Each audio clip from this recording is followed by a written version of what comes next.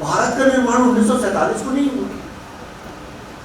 तो ये तो कोई भी एक 5 साल का बच्चा भी बता सकता है कि ये शिव और सरस्वती की जमीन है, या अभिनव गुप्ता की जमीन है, जहाँ उपनिषद लिखे गए वहां की जमीन है, जहाँ पतंजलि ने योग सूत्र लिखे वहां की जमीन है, ये तो नाट्यशास्त्र जहाँ भरत ने लिखा उसकी जमीन है, जहाँ पंचतंत्र लिखे गए उसकी जमीन है। तो इसमें कोई डिस्प्यूट नहीं है। इस फिल्म को देखने के बाद जो भी देखता है उसको कोई यह बहका नहीं सकता उस युवा को कि इसका ओरिजिनल टाइटल किसका है।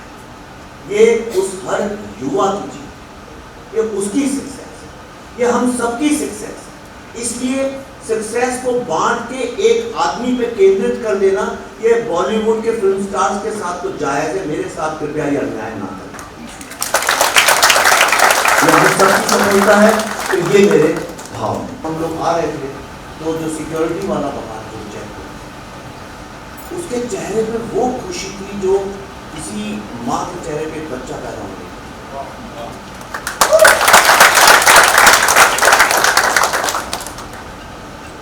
आगे चल के जो बग्गी चलाते हैं वहाँ एयरपोर्ट पे वो लोग, जो स्टारबक्स पे सामान बेचते हैं, इलीट लोग जो थे टाई सूट वाले, वो देखते थे, पहचानते थे, कुछ नहीं बोलते। पर लोग दौड़ दौड़ के मेरे पास आए तो उनके चेहरे पे वो भाव था जब बहुत लेट किसी के बच्चा हो तो जो खुशी होती है। एक असंभव चीज जब संभव हो जाए तो खुशी होती है।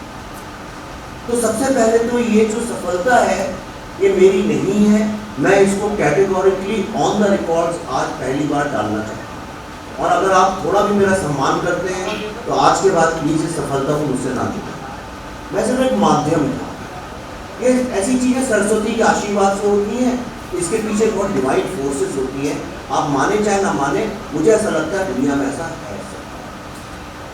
एक आइडिया का टाइम आ गया था, उसको होना ही था। चूंकि मैं शिव और सरस्वती का उपासक हूं, इसलिए मुझे कश्मीर का विषय मिल गया। और ये सक्सेस है श्यामा प्रसाद मुखर्जी जी,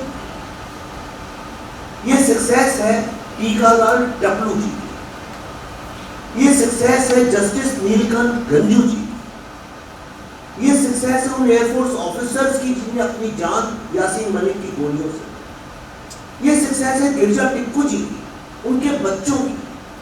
वो हर व्यक्ति, कोई भी चीज अचानक नहीं होती है, उसमें बहुत वर्ष लगते हैं, युग लगता है। मैं जब शूट कर रहा था कश्मीर में, देवेंद्र, मैं तुम्हें ये बताना चाहता हूँ, मैं चारों तरफ जब देखता था वो एक बंजर जमीन, मैंने जमीन तो बहुत खूबसूरत है, पर एक बंजर जो जहाँ पे ना तो आज कोई संगीत है ना म्यूजिक है।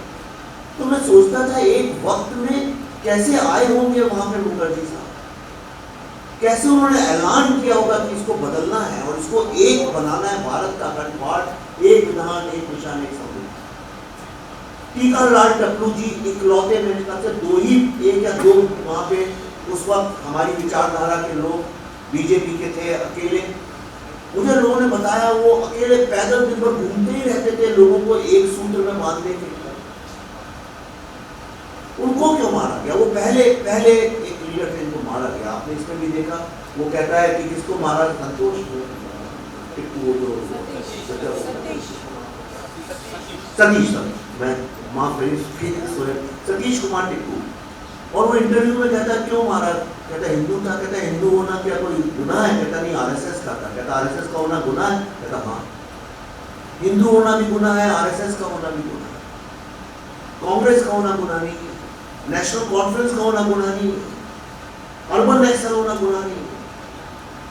दुर्गा को मैंने जादवपुर यूनिवर्सिटी में अपनी आंखों से देखा है लिखा हुआ, क्या लिखा था दुर्गा, मां दुर्गा के बारे में बता दूंगी, वो गुनाह नहीं है। लेकिन एक कश्मीर में ऐसी बीज डाल दिया गया कि हिंदू होना गुनाह है, और उससे लड़ते लड़ते जो भी फिगर है, चाहे वो 4 लाख है, चाहे 5 लाख है, लाखों ने ना फंस गया, लेकिन सारे के सारे हिंदू आज वहां है ही नहीं। उनका जो संघर्ष है ये उसकी चीज। उन्होंने कभी अपने बच्चों को ना तो पत्थर उठाने दिए, ना बदला लेना दिया। आपको यकीन नहीं आएगा साहब, हम जब रिसर्च कर 4 साल में इसमें रिसर्च हम जब रिसर्च कर रहे थे, मैंने कहा कहीं ठीक है इन लोगों ने बदला लेने के लिए बंदूक नहीं उठाई, लाठी नहीं उठाई, पत्थर नहीं फेंका, पर कहीं पे कुछ हेट स्पीच तो होगी। फिर ट्विटर में इधर उधर कहीं लिटरेचर में ऐसे में हेट स्पीच मतलब जिसने आपको जुल्म किया, जिसने आपको मारा सताया, उसको लेके आप खूब गाली गलौज दी। आप आश्चर्यचकित रह जाएंगे कहीं हेट स्पीच तक नहीं। तो उन्होंने अपने बच्चों को सिर्फ सरस्वती की उपासना में लगाया, पढ़ाया, और उसका कारण आज ये है कि जितने कश्मीरी बच्चे हैं ये दुनिया में हर जगह कहीं पॉलिसी मेकिंग में हैं, कहीं वो एडवोकेट्स हैं, अटॉर्नीज हैं, कहीं पे नासा में हैं, कहीं इंडिया में तो डिफेंस में इतने सारे रहे हैं, जो साइंटिस्ट हैं, वो सारी दुनिया में आज ज्ञान और एक ह्यूमैनिटी का प्रकाश फैला रहे हैं। और जिन्हें जुल्म किया उनके बच्चे गरीबी में पत्थर थे। तो ये उन सब माँ बाप जिनका त्याग और तपस्या, जिनका संघर्ष से उनके बच्चों को ये सफलता मिली, उनके बच्चे मतलब हमारे बच्चों को ये सफलता मिली, मतलब भारत को ये सफलता मिली, ये सरस्वती की उपासना की जो सफलता है ये उसकी सफलता है।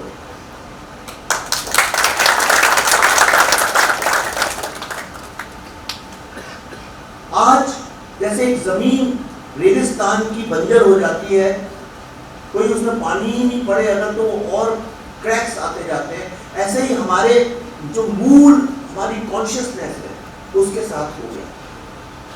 हम लोगों को हमेशा बांटने की कोशिश तो ये हो वो पूरे भारत में ऐसा विश्वास हो गया था कश्मीर कोई अलग जगह।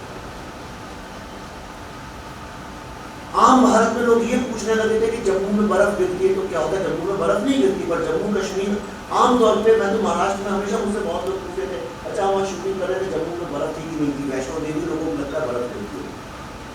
हमने कश्मीर को सिर्फ नक्शे में ही अपने दिमाग से भी टेढ़ा मेढ़ा बना के हमें प्रेजेंट कर दिया गया। जो बच्चा स्कूल कॉलेज जा रहा था उसको पता ही नहीं इसका सत्य क्या है। आज इस फिल्म के जरिए सबको ये पता चल गया कि बिना कश्मीर के भारत का कोई अस्तित्व नहीं।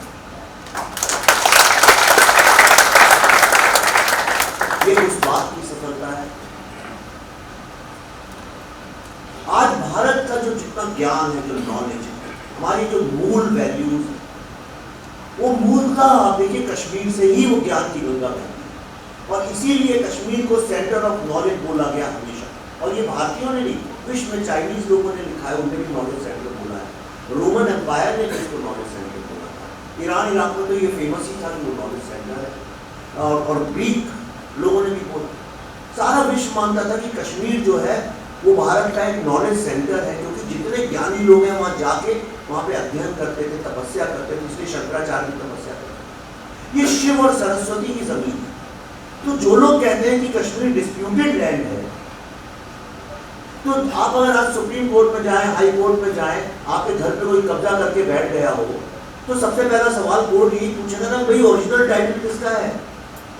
बात तो वहां से शुरू होगी। हमको जहाँ दिया गया था कि 1947 में क्या हुआ था। 1947 एक सिविलाइजेशनल नेशन जो है उसका तो एक बहुत छोटा सा एक साल है। भारत का निर्माण 1947 को नहीं हुआ। तो ये तो कोई भी एक 5 साल का बच्चा भी बता सकता है कि ये शिव और सरस्वती की जमीन है, या अभिनव गुप्ता की जमीन है, जहाँ उपनिषद लिखे गए वहां की जमीन है, जहाँ पतंजलि ने योग सूत्र लिखे वहां की जमीन है, ये तो नाट्यशास्त्र जहाँ भरत ने लिखा उसकी जमीन है, जहाँ पंचतंत्र लिखे गए उसकी जमीन है। तो इसमें कोई डिस्प्यूट नहीं है। इस फिल्म को देखने के बाद जो भी देखता है उसको कोई यह बहका नहीं सकता उस युवा को कि इसका ओरिजिनल टाइटल किसका है। ये उस हर युवा की चीज, ये उसकी सक्सेस, ये हम सबकी सक्सेस। इसलिए सक्सेस को बांट के एक आदमी पे केंद्रित कर देना, ये बॉलीवुड के फिल्म स्टार्स के साथ तो जायज है, मेरे साथ कृपया ये अन्याय ना करें। ये सबकी सफलता है, तो ये मेरे भाव हैं। थोड़ा सा पीछे जाते हैं। 2019 ताशकंद फाइल्स, 2022 कश्मीर फाइल्स, दो बिंदुओं के बीच में जो जर्नी था, कहीं पे पॉइंट आया होगा जब आपने कहा होगा कि yes this is the story I want to tell. और ये मेरा इंस्पिरेशन, ये थोड़ा सा हमें जाता है। ये 2019 में हमने 2018 में चालू कर दिया था। ताशकंद फाइल्स के रिलीज होने के काफ़ी पहले ही शुरू हो गया था काम। और ये जब मुझे डॉक्टर सुरेंद्र कौर है अमेरिका में, कश्मीरी पंडित हैं, वो मुझे अचानक जब एक डिवाइन फोर्सेस काम करती हैं तो वो अचानक मिल गए। उन्होंने मुझसे एक सवाल कहा कि भाई आप हमारे ऊपर एक डॉक्यूमेंट्री क्यों नहीं बनाते? तो मैंने कहा डॉक्यूमेंट्री ज़्यादा लोग देखते नहीं है, और दूसरा क्या प्रॉब्लम है, कश्मीर पे फिल्म बनाना मतलब अपनी जान को सीधा दांव पे लगा देना है। तो ये कैसे करूँ, यानी आप बताइए। तो उन्होंने बोला था विवेक जी आप भी ऐसा बोलेंगे तो फिर मतलब हमारे लिए कोई आशा नहीं है, there is no hope for us. और उसके बाद जब मैं अमेरिका से वापस आ रहा था फ्लाइट में, तो मेरे दिल में ये बात बहुत चुभी। लौट के जब मैं आया, मैंने पल्लवी से ये बात करी, उसके बारे में वो बताएंगी कि इनने कैसे फैसला किया उसका, क्योंकि पल्लवी जी का रोल इसमें जो है, कहते हैं शिव बिना शक्ति के अधूरे हैं, और वो शक्ति क्या है? वो शक्ति है कॉन्शियसनेस। शक्ति वो दुर्गा का रूप नहीं है, ये कॉन्शियसनेस है शिव। तो मैंने पल्लवी से कहा ये बड़ा कांटों भरा रास्ता है, इसमें जान का भी खतरा है, माल का भी खतरा है, और इसमें क्रेडिबिलिटी को तो ये लोग डिस्क्रेडिट कर ही देंगे आपको, पुरानी चीज़ें उखाड़ के आपकी क्रेडिबिलिटी को करेंगे। और सबसे बड़ा खतरा इसमें ये है, अगर इसमें हम सफल नहीं हुए, कहीं 19-20 हो गया गलती से, तो फिर इस विषय पे कोई भी कभी कोई फिल्म अगले 100 साल में बनाएगा नहीं। तो इसका बहुत ही बड़ा क्रेडिट पल्लवी जी को जाता है।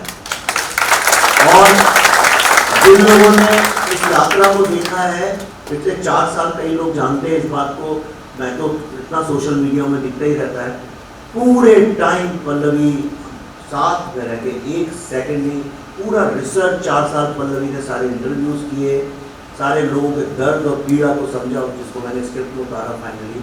तो ये कॉन्शियसनेस है।